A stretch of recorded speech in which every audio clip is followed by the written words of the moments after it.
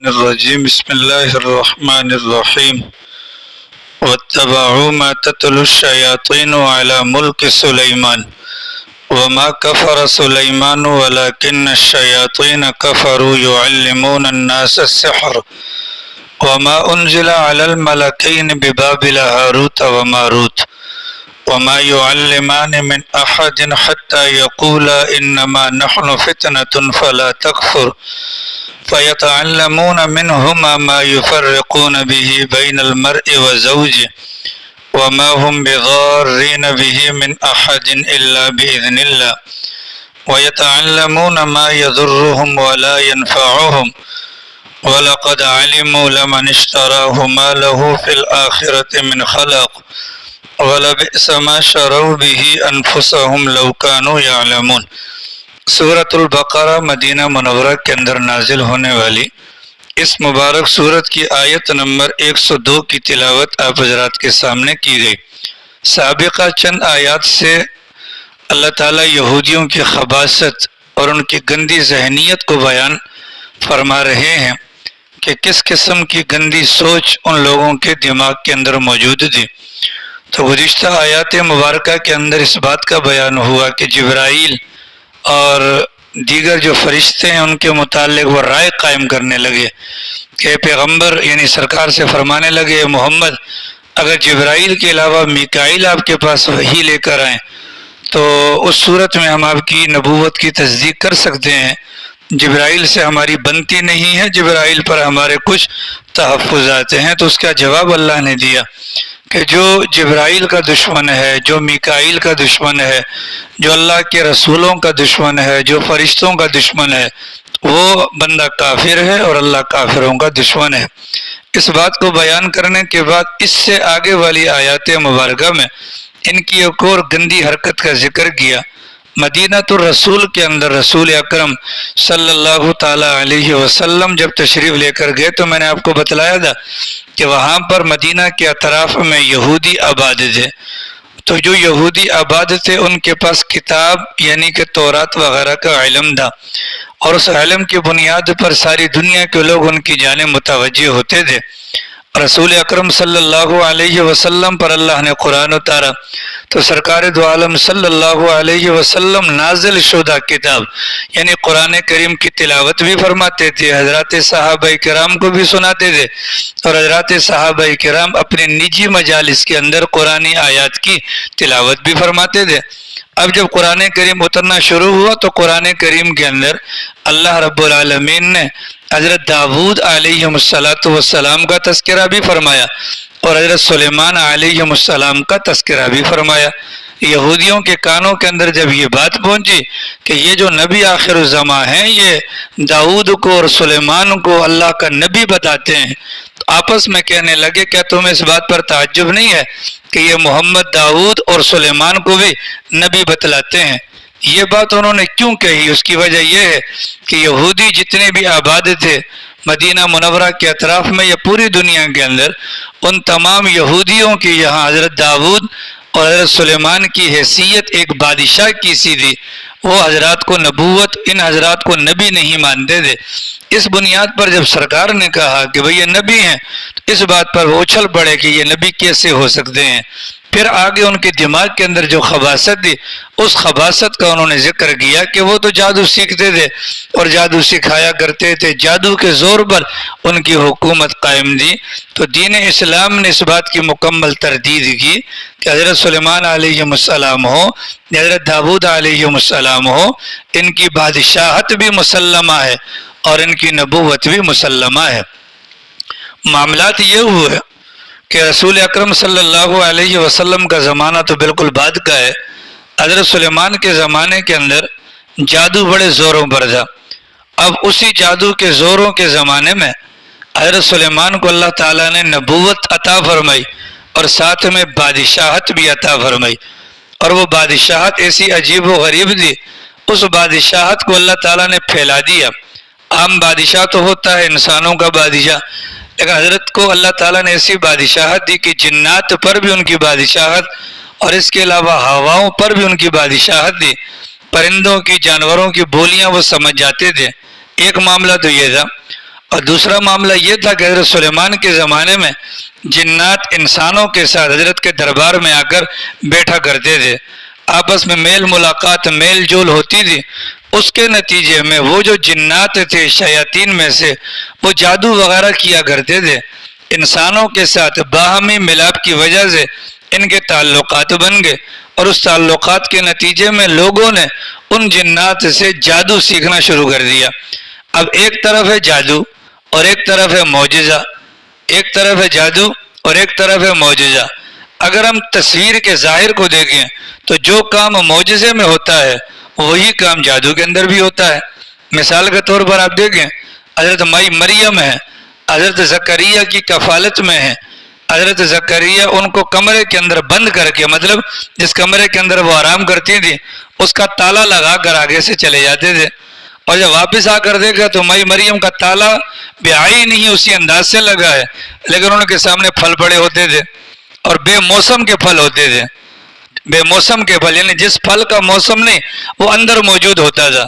تو دیکھنے والے کے دماغ میں تو بات آئے گی، یار یہ کہاں سے آیا؟ اگر ایک بندہ جو ہماری طرح کا جاہل قسم کا ہوگا تو وہ یہ کیا کہے گا کہ معاذ اللہ مائی مریم نے جادو کیا یا جنات کے ذریعے سے پھل منگوا لیے۔ یہ ہمارا ذہن ہے۔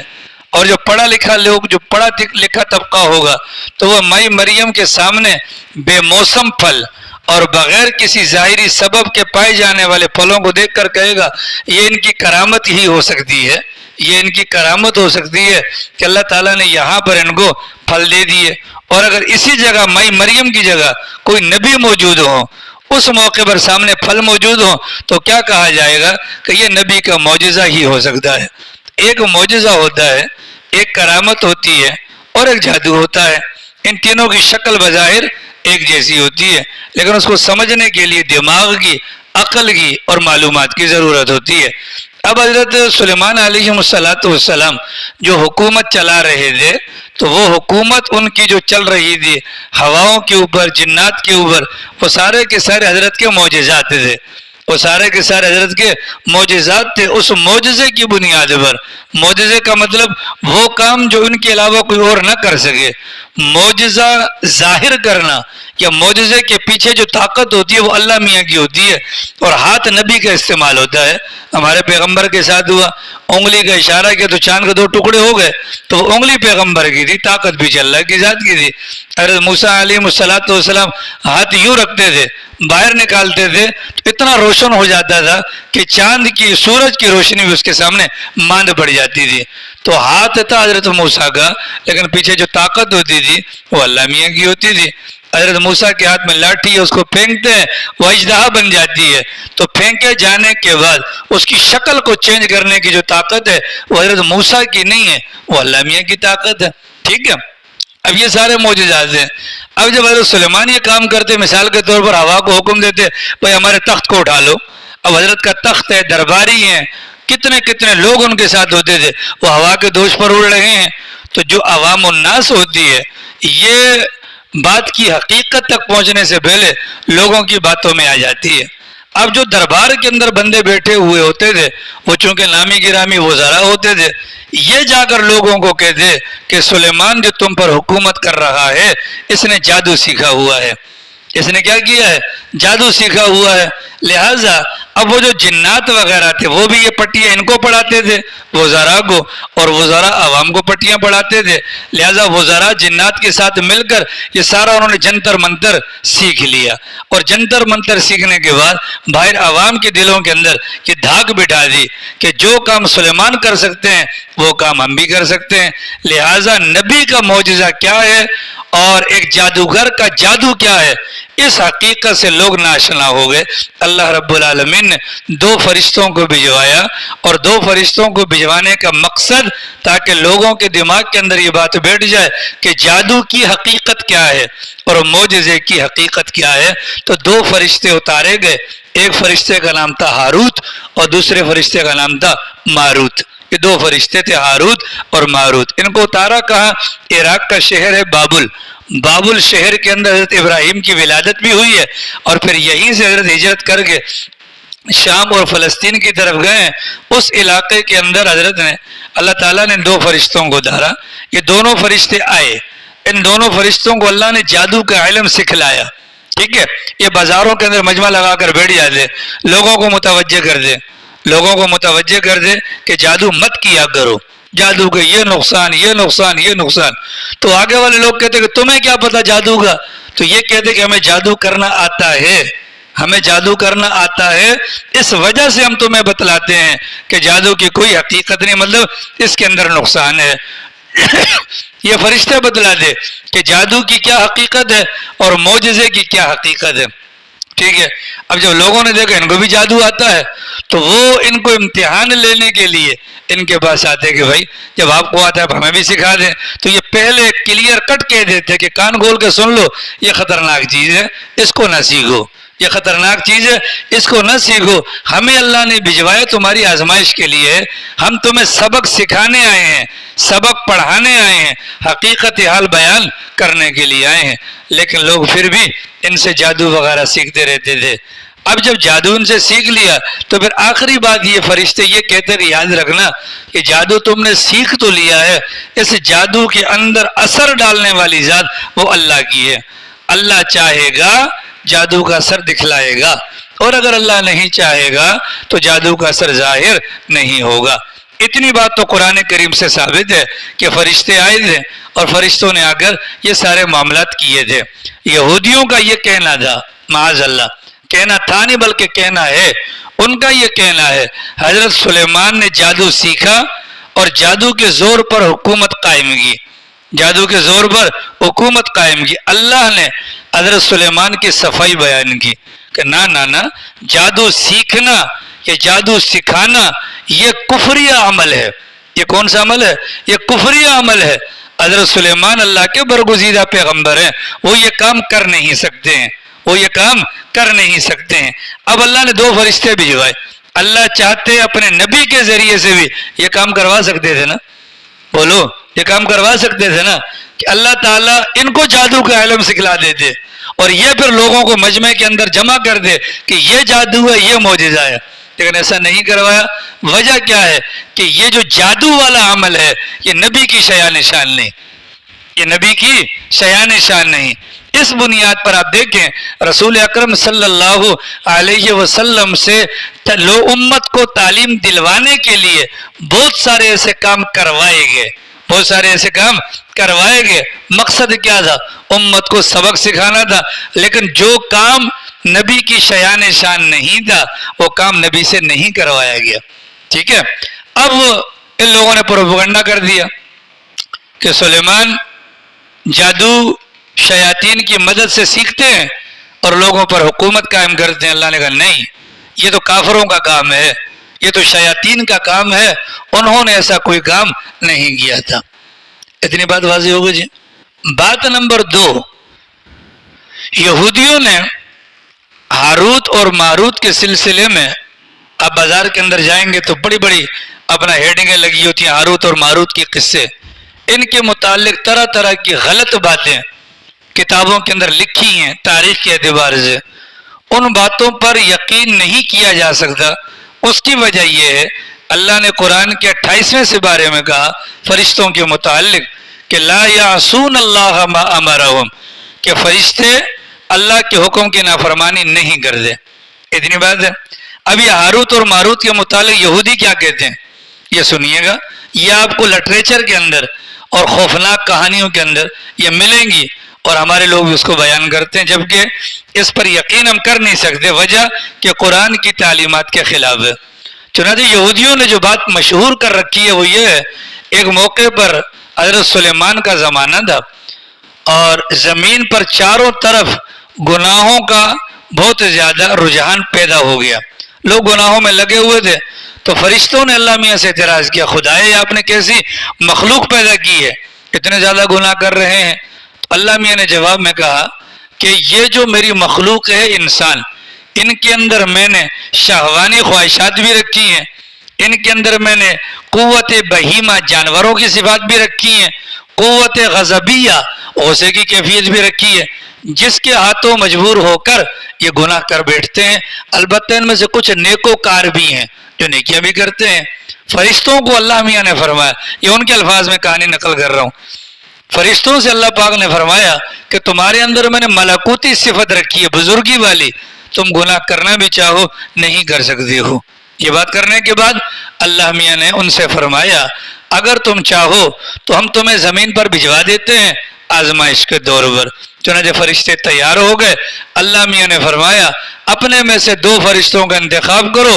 انہوں نے 2 فرشتوں کا انتخاب کیا، ہاروت کا اور ماروت کا۔ اللہ تعالیٰ نے ان دونوں کے اندر اپنا شہوانی قوت کو پیدا کیا۔ یہ فرشتے زمین پر آئے، ایک عورت کو دیکھا، اس پر عاشق ہو گئے، اس عورت سے تنہائی میں ملاقات کی اور اس کے ساتھ غلط کاروکاری کر لی۔ اس عورت نے کہا کہ بھائی یہ لڑکے کو قتل کر دو، تو فرشتوں نے کہا یہ تو ہم نہیں کریں گے۔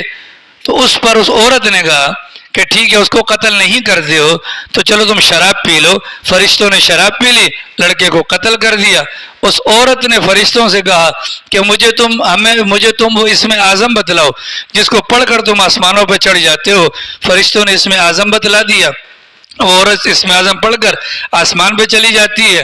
اللہ نے اس کی شکل کو مسخ کر دیا اور زہرہ ستارے کے اندر تبدیل کر دیا۔ یہ یہودیوں کی من گڑت کہانی ہے جو لٹریچر کے اندر ہمیں ملتی ہے، اس کی کوئی حقیقت نہیں ہے۔ ٹھیک ہے، ان فرشتوں کا کیا بنا؟ ان فرشتوں کے متعلق یہودی یہ کہتے ہیں ان فرشتوں نے جب یہ زنا اور قتل ناحق اور شراب والا کام کیا، اللہ نے پوچھا دنیا میں سزا چاہیے یا آخرت میں؟ انہوں نے کہا کہ دنیا میں چاہیے۔ اللہ تعالیٰ نے ان کی شکلوں کو مسخ کر دیا اور زمین کے اندر کسی تاریک کنویں کے اندر اس کو ڈال دیا، ان دونوں کو ڈال دیا اور الٹا لٹکا دیا۔ قیامت کی صبح ہوگی، ان کا عذاب ختم ہو جائے گا۔ بات سمجھ آ رہی سر؟ بات سمجھ آ رہی ہے؟ ٹھیک ہے، یہ واقعہ وہ بیان کرتے ہیں، ہمارا نہیں ہے۔ ہم یہ کہتے ہیں اس واقعے کا کوئی ثبوت نہیں ہے، لہذا اگر اس قسم کا کوئی واقعہ بیان کرے تو آپ نے بھی اس کی تردید کرنی ہے اور ان سے جا کر ثبوت مانگنا ہے۔ ثبوت لے کر آئیے، کیسے ہمیں پتہ چلے گا؟ ٹھیک ہے عمران بھائی؟ عبداللہ نہیں ہے، یہ ہاروت ماروت والا پہلا والا نہیں، وہ تو اللہ نے آزمائش کے طور پر اتارا تھا، وہ تو قرآن میں ذکر ہے۔ یہ جو دوسرا والا جو یہودی بیان کر رہے ہیں، دوسرا واقعہ اسی سے متعلق آپ کو کتابوں میں ملے گا۔ عبد الملک ابن مروان خلیفہ گزرا ہے، ہمارے امت کا ہے، اور یہ اپنا صحابہ کرام کے بعد یعنی دوسری صدی کا واقعہ ہے کہ خلیفہ بیٹھا ہوا تھا اور اس کے ساتھ ہی ایک بندہ بیٹھا ہوا تھا۔ بندہ تھا بہت بوڑھا، یہ واقعہ بھی کتابوں میں آپ کو ملے گا۔ بندہ بوڑھا بیٹھا ہوا تھا تو باہر سے دربار میں ایک بندہ آیا اور دربار میں آ کر اس بوڑھے کو دیکھ کر کہا کہ یہ آخر کون بزرگ آدمی ہے کہ خلیفہ کے برابر میں بیٹھا ہے؟ تو بتلایا کہ یہ وہ بندہ ہے جس نے ہاروت ماروت کو اپنی آنکھوں سے دیکھا ہے۔ ٹھیک ہے، اب واقعہ سنیے گا۔ تو وہ آنے والا اس بوڑھے کے پاس آیا اور کہا کہ آپ نے کہاں دیکھا، مجھے اس قصے کی تفصیلات بتلائیں۔ تو یہ بوڑھا کہنے لگا جب میں چھوٹا تھا میرے پاس جب میرے باپ کا انتقال ہو گیا، مال و دولت کی فراوانی تھی اور میں خوب خرچ کرتا تھا۔ ایک موقع پر میں نے ماں سے کہا کہ اتنا مال میں خرچ کرتا ہوں ختم ہو جائے گا؟ تو ماں نے کہا تو جتنا بھی چاہے ختم کر لے، مال ختم ہونے والا نہیں۔ اور مجھے کمرہ دکھایا، اس کے اندر دولت کے انبار لگے ہوئے تھے۔ تو میں نے اپنی ماں سے کہا کہ یہ مال کہاں سے آیا؟ کہا تیرے باپ نے کمایا۔ تو میں نے پوچھا کہ باپ کا کیا کاروبار تھا؟ کہا کہ وہ جادوگر تھا، اس نے جادو کے زور پر اتنا سارا مال جمع کیا۔ یہ بوڑھا کہتا ہے میں بچہ تھا، میرے دل میں خیال آیا کہ میں بھی جادو سیکھ لیتا ہوں تاکہ مال و دولت کما لوں، اور اس نیت سے میں نکلا کہ باپ کے کسی شاگرد کو ڈھونڈتا ہوں تو باپ کا شاگرد مجھے ملا۔ اس نے مجھے کہا بیٹا تم یہ سیکھنا مت، بڑی خطرناک چیز ہے۔ لیکن میں نے کہا نہیں مجھے سیکھنا ہے۔ اس نے کہا میرے پیچھے چلو۔ چلتے چلتے چلتے ایک جگہ جا کر پہنچے، زیر زمین 300 سیڑھیاں ہم اترے اور آگے دیکھا کہ 2 بندے ہیں اور وہ الٹے لٹک رہے ہیں، ان کی شکلیں بڑی عجیب و غریب ہیں۔ ان کو دیکھ کر مجھے اتنا خوف آیا کہ میری زبان سے فوراً نکلا لا الہ الا اللہ۔ میری زبان سے کیا نکلا؟ لا الہ الا اللہ۔ تو میرے کلمات کو سن کر وہ دونوں بھی خوف زدہ ہو گئے اور انہوں نے پوچھا کہ آپ کون ہیں؟ تو میں نے بتلایا کہ میں مسلمان ہوں۔ انہوں نے مجھ سے پوچھا نبی آخر الزمان کے متعلق ان کے کچھ علامات کو سن کر وہ خوش بھی ہوئے اور ناراض بھی ہوئے۔ میں نے پوچھا آپ کون ہیں؟ انہوں نے کہا ہم ہاروت اور ماروت ہیں۔ ہم کون ہیں؟ ہم ہاروت اور ماروت ہیں، ہمارے گناہ کی سزا میں اللہ نے ہمیں یہاں پر لٹکا دیا۔ یہ واقعہ بھی عام طور پر کتابوں میں ملتا ہے، لیکن جو قرآن کریم کی صراحت ہے، ہاروت اور ماروت دو فرشتے تھے، ان کو اللہ نے آزمائش کے لیے دنیا میں اتارا تھا۔ وہ جادو کا علم لے کر آئے تھے، وہ لوگوں کو جادو اور معجزے کے اندر فرق بتلانے کے لیے آئے تھے۔ وہ اگر کوئی ان کے پاس آتا جادو سیکھنے، وہ ان کو کلیئر کٹ منع کر دیتے تھے کہ بھائی یہ مت سیکھو، یہ نقصان دہ ہے۔ اگر پھر بھی کوئی سیکھتا تھا، وہ جاتے جاتے ان کو پیغام دیتے تھے کہ جادو کا اثر تب ہوگا جب اللہ کی مرضی ہوگی۔ اتنی بات واضح ہو گئی؟ اتنی بات واضح ہو گئی؟ دنیا کے اندر بہت ساری چیزیں آپ کو نظر آئیں گی، دنیا کے اندر بہت ساری چیزیں آپ کو نظر آئیں گی کہ ان کی حقیقت کا انکار نہیں کیا جا سکتا۔ چھری ہے آپ کے ہاتھ میں، تو چھری اگر کسی بھی چیز پر لگے گی تو چھری کاٹے گی۔ آگ ہے، اگر کسی بھی چیز کے اندر لگے گی اس کو تکلیف پہنچ جائے گی، ٹھیک ہے۔ زہر ہے، کوئی بھی چکھے گا تو اس کو نقصان ہوگا۔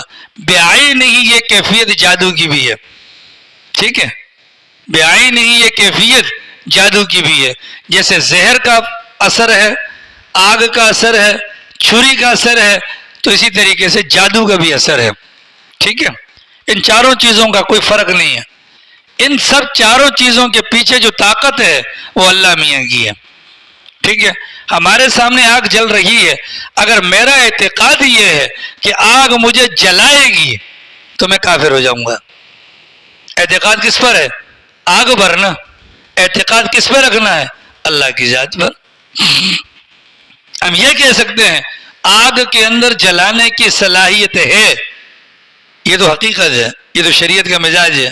لیکن اگر میں نے یہ کہہ دیا کہ یار یہ آگ ہی مجھے جلائے گی اور آگ ہی جلا سکتی ہے، تو یہ تو ہمارے کلمے کے منافی ہو گیا۔ اسی آگ کے اندر حضرت ابراہیم جاتے ہیں کہ نہیں جاتے؟ ٹھیک ہے، اگر آگ کی اپنے کوئی قوت ہوتی حضرت ابراہیم کو جلا دیتی، لیکن اس موقع پر جس کی قوت تھی اس نے قوت کو واپس لے لیا، شکل آگ کی تھی، ماحول اللہ نے باغ کا بنا دیا۔ ایسا ہے کہ نہیں؟ چھری ہے 110% کاٹے گی، انکار نہیں ہے، لیکن اس کے اندر جو کاٹنے کی صفت ہے وہ اللہ میاں کے پاس ہے۔ اللہ چاہیں گے یہ طاقت اس کو دیں گے وہ کاٹ دے گی، نہیں طاقت دیں گے تو نہیں کاٹے گی۔ زہر ہے، زہر ہے، نقصان دہ ہے، لیکن اس کے نقصان یا فائدے کا تعلق اس کی ذات سے نہیں، اللہ کے حکم سے ہے۔ اسی طریقے سے جادو ہے، اسی طریقے سے جادو ہے۔ تو جیسے زہر کی حقیقت کا انکار نہیں، اسی طریقے سے جادو کی حقیقت کا بھی انکار نہیں، لیکن جادو اثر انداز کب ہوگا؟ جب اللہ کا حکم ہوگا۔ جب کیا ہوگا؟ اللہ کا حکم ہوگا، وہ اثر انداز ہو جائے گا۔ ہمارے پیغمبر پر جادو ہوا کہ نہیں ہوا؟ اور اس جادو کی وجہ سے نبی کے فرائض منصبی کے اندر کوئی خلل واقع نہیں ہوا۔ یعنی یہ نہیں ہوا کہ پیغمبر کو کوئی کام کرنا ہو اور نہ کر سکے ہوں، بلکہ اتنا سا ہوتا تھا، پیغمبر خود فرماتے، اماں کی روایت ہے کہ بسا اوقات میں کوئی کام کر لیتا ہوں اور اس کے بعد خیال آتا ہے پتہ نہیں میں نے کیا یا نہیں کیا، اتنا اثر ہوا، ٹھیک ہے۔ اور بدن کے اعتبار سے سرکار کے انتقال کے وقت وہ جو خیبر کے اندر یہودیوں نے جو بکری کے اندر بھون کر جو زہر دیا تھا، سرکار نے فرمایا اس زہر کا اثر آج تک مجھے ہو رہا ہے۔ تو نبی کے بدن پر زہر کا اثر بھی ہوتا ہے اور جادو کا اثر بھی ہوتا ہے، ٹھیک ہے۔ یہ واقعہ کیوں کروایا گیا؟ تاکہ بعد میں امت یہ نہ کہ وہ تو نبی تھے، نہیں، اللہ نے کہا کہ جو چیز اثر رکھتی ہے وہ اثر رکھتی ہے، اس کا انکار نہیں کیا جا سکتا۔ لیکن اس موقع پر کرنے کا کام کیا ہے؟ ہم اس چیز کو مؤثر بذات نہ سمجھیں، یار اگر یہ ہوگا تو میں مارا جاؤں گا۔ نہیں نہیں، مارا انسان کب جائے گا؟ جب اللہ چاہے گا۔ مارا انسان کب جائے گا؟ جب اللہ چاہے گا۔ یہی فرشتوں نے کہا وَمَا هُمْ بِضَارِّينَ بِهِ مِنْ أَحَدٍ إِلَّا بِإِذْنِ اللَّهِ، اگر اللہ کی مرضی ہوگی تو یہ نقصان پہنچائے گا، ٹھیک ہے بھیا؟ اتنی بات واضح ہوگی۔ جادو حرام ہے، جادو کی تقریباً 13 قسمیں بنتی ہیں اور ساری کی ساری حرام ہے، ان میں جواز والی کوئی صورت نہیں ہے۔ وجہ کیا ہے؟ وجہ یہ ہے کہ جادو کے اندر جو کلمات پڑھے جاتے ہیں یا تو وہ کفریہ ہوتے ہیں یا وہ شرکیہ ہوتے ہیں۔ کفریہ کا مطلب وہ کلمات ایسے ہوں گے کہ جو کلمات قرآن و سنت کی تعلیمات کے سراسر خلاف ہیں. اور شرکیہ کیسے ہوں گے کہ ان کلمات کے اندر اللہ کے غیر سے، شیاطین سے مدد طلب کی جاتی ہے، تو یہ شرکیہ بن گئے. ٹھیک ہے، یہ خالی جادو کے ساتھ خاص نہیں ہے. جو دم کیا جاتا ہے، جو تعویذ کیے جاتے ہیں، جو جھاڑ پھونک کے عمل ہوتے ہیں، اگر ان کے اندر بھی یہ کلمات شامل ہوں گے تو وہ بھی حرام ہو جائے گا. ٹھیک ہے، وہ بھی کیا ہو جائے گا؟ حرام ہو جائے گا. یہ کام یہودی کرتے ہیں. یہ کام کون کرتا ہے؟ اب ہمارے یہاں آستانے بنے ہوئے ماہر عملیات اور فلاں کالا اور سفلی وغیرہ، یہ جتنے بھی چیزیں ہوتی ہیں یہ جادو ہیں. ٹھیک ہے، ان کے پاس جانا بھی حرام، ان سے عمل کروانا بھی حرام ہوتا ہے. ٹھیک ہے، اتنی بات واضح ہو گئی. جادو کی کچھ علامات ہوتی ہیں، وہ انسان کے بدن پر ظاہر ہوتی ہیں. چڑچڑاپن ہوتا ہے، انسان کا دل اچاٹ ہوتا ہے، انسان کا سر چکراتا ہے، انسان کو بے چینی، بے سکونی کی کیفیت کا سامنا ہوتا ہے، انسان جسم کا چیک اپ کرواتا ہے، کوئی بیماری نظر نہیں آتی. یہ علامات ہوتی ہیں جادو کی. ان علامات کے پائے جانے کے نتیجے میں انسان کو اپنی فکر کرنی چاہیے. جیسے بخار کے موقع پر اسپتال جایا جاتا ہے، اسی طریقے سے ان علامات کے ظہور پر انسان کو اعمال کی طرف آنا چاہیے، عاملوں کے پاس نہیں جانا چاہیے. آپ نے دیکھا ہوگا وہاں لکھا ہوتا ہے روحانی امراض کے ماہر. تو روحانی امراض کے ماہر کا مطلب کیا ہوا؟ روحانی روح کی بیماریاں، اور جادو میں زمین آسمان کا فرق ہے. جادو جسمانی بیماری ہے، اور روح پر اثر انداز نہیں ہوتی، روح پر اثر انداز نہیں ہوتی. ٹھیک ہے، لہذا اس کا توڑ کرنے کے لیے انسان کو چاہیے اعمال کی طرف آ جائے. تینوں قولیں آخر میں پیغمبر پر جادو ہوا، 2 صورتوں کی تلقین کی گئی، وہ صورتیں پڑھنے کا اہتمام ہو جائے، اللہ کی ذات اس کا توڑ کروا لے گی. یہاں پر حجامہ لگوا دیں، جادو کا علاج ہو جائے گا. ٹھیک ہے، دعائیں پڑھنے کا اہتمام کر لیں تو جادو کا علاج ہو جائے گا. بدقسمتی سے ہمارے یہاں لوگوں کا مزاج یہ بن گیا ہے کہ دین کی طرف نہیں آنا اور عاملوں کے پاس جا کر وظیفے کرنا. ٹھیک ہے، اس کا نقصان ہوتا ہے. اس کا کیا ہوتا ہے؟ اب لوگوں کو سمجھ میں آ رہی ہے؟ ہاں آ رہی ہے نا؟ جی ہاں، اتنی بات سمجھ میں آ رہی ہے؟ ٹھیک ہے، دروشی پڑھیں شاباش، تاکہ شیطان بھاگ جائے. اللہ کرے شیطان بھاگ جائے. کیونکہ آپ حضرات کے چہروں سے نہیں لگ رہا کہ آپ لوگوں کو میری بات کے پلے پڑ رہی ہے. جادو خطرناک ہے بقول امام راضی کے. انسان کو گدھا اور گدھے کو انسان بنا دیتا ہے. جادو کوئی معمولی چیز نہیں ہے. ایک ہے جادو اور ایک ہے نظر. ایک ہے جادو اور ایک ہے نظر. جس جادو کے نقصانات کا آپ کے سامنے بیان ہو رہا ہے، شاید کہ اس دنیا میں 100 میں سے 80% نہ ہو. عام طور پہ ہوتا اس وقت جو ہے وہ نظر کا کمال ہے، نظر لگ جاتی ہے. ہمارے بڑوں نے فرمایا یہ نظر قابل علاج ہے لمیٹڈ ٹائم تک، ایک وقت تک. نظر لگ گئی 6 مہینے تک اگر نظر کا علاج نہ کروایا نظر بگڑ جاتی ہے. نظر کیا ہو جاتی ہے؟ بگڑ جاتی ہے. 6 مہینے سے سال ہو گیا اگر اس کا علاج پھر بھی نہ کروایا، یہ جادو کی پہلی سٹیج پر آ کر انسان پہنچ جاتا ہے. مطلب وہ تکلیف ہوگی جو جادو کے ابتدائی مراحل کے اندر ہوتی ہے. اگر اس وقت بھی علاج کروا لیا گیا تو قابل عمل، قابل علاج. اور اگر اس کا دورانیہ 2 سال کا ہو گیا، یہ جادو کی وہ قسم ہو جاتی ہے جیسا کہ کینسر کی آخری سٹیج ہو جاتی ہے، اس کا علاج نہیں اور پھر اس کا بھی علاج نہیں ہوتا. ٹھیک ہے، آسان سا طریقہ ہے، صبح ہے شام ہے، یہ تینوں قل پڑھ کر سرکار کی سنت کے مطابق اپنے ہتھیلیوں پر دم کر کے پورے کے پورے جسم پر پھیر لیا جائے.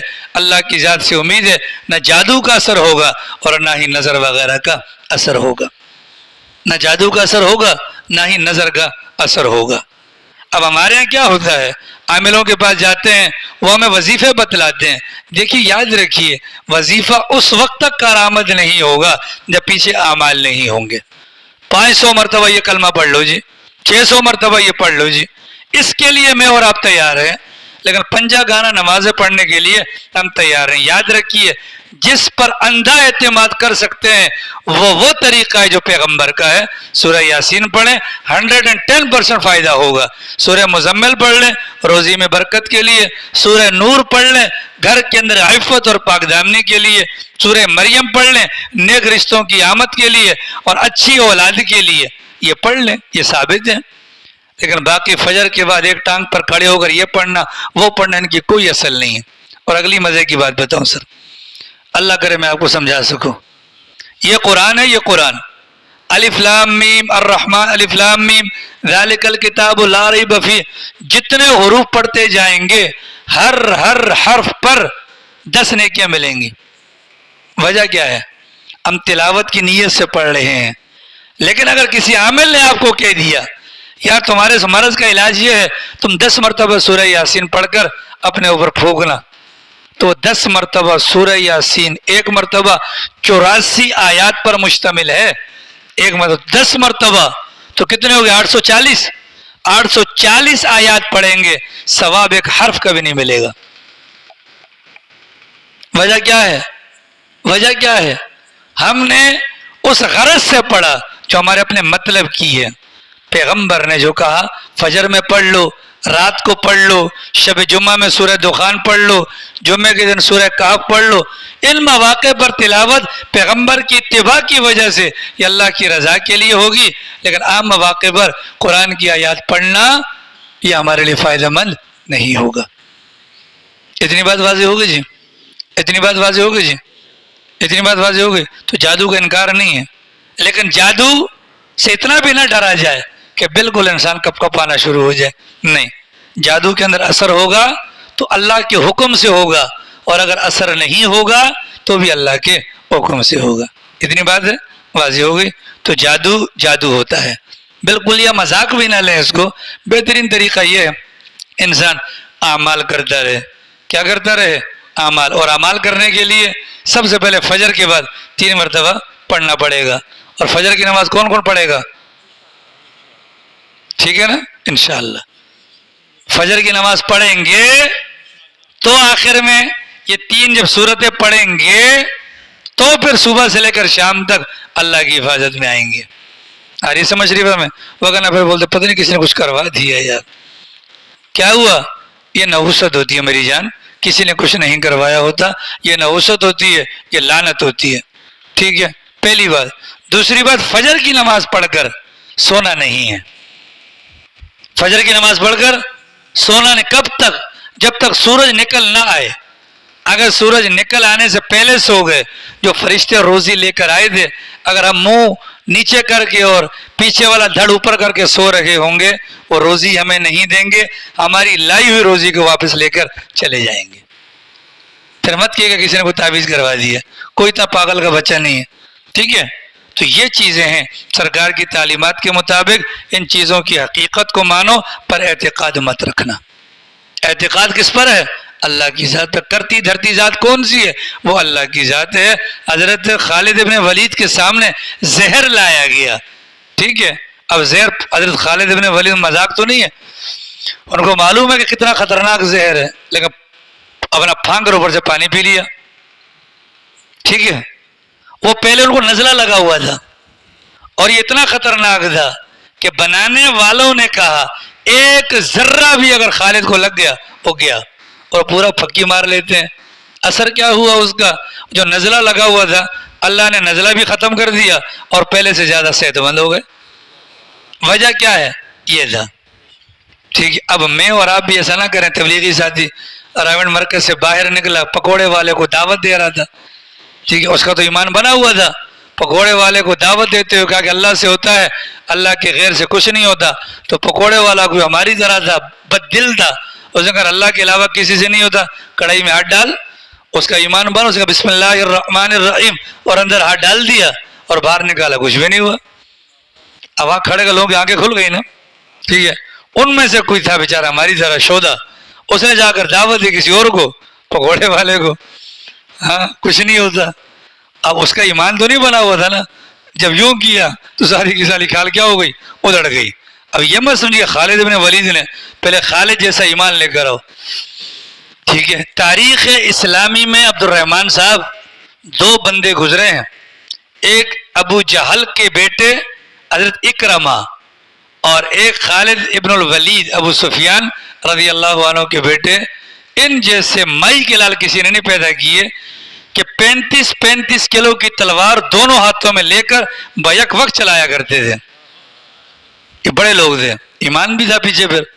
ٹھیک ہے, تو 35 کلو کی تلواریں 70 کلو ہو گئے. پھر میدان کے اندر گھوڑے پر بیٹھ کر, یہ کوئی مذاق نہیں ہے. اور پھر ان کا ایمان کس لیول کا ہوگا, تو ایسا نہ ہو کہ ہم گھر جا کر کاکروچوں والی دوائی کھائیں, بیوی کو بتائیں کہ جی کچھ نہیں ہوتا. ٹھیک ہے, جیسے وہ لڑکا تازہ پڑھ کے گھر پہ گیا, مدرسے کا پڑھا ہوا تھا بیچارہ, تو ابا نے پوچھا کیا پڑھا ہے, کہ ابا بڑی زبردست کام کی چیز ہے. کیا؟ یہ ابا ایک انڈا, یہ 2 انڈے اور ایک اس انڈے کا مجموعہ, 3 ہو گئے نا, 2 کو 3 بنا لیے. نہیں سمجھے کیا پڑھا بھائی آپ نے؟ ابا 2 چیزوں کو 3 کر سکتا ہوں. یہ ایک انڈا ہے جی, یہ دوسرا انڈا ہے جی, اور ایک ان دونوں کا مجموعہ 3. ابا بھی سمجھدار تھے, اس نے ٹھیک ہے بیٹا, یہ ہو گیا میرا, یہ ہو گیا تیری اماں کا, مجموعہ تو خود کھا لیو, مجموعہ کیا کر لیو.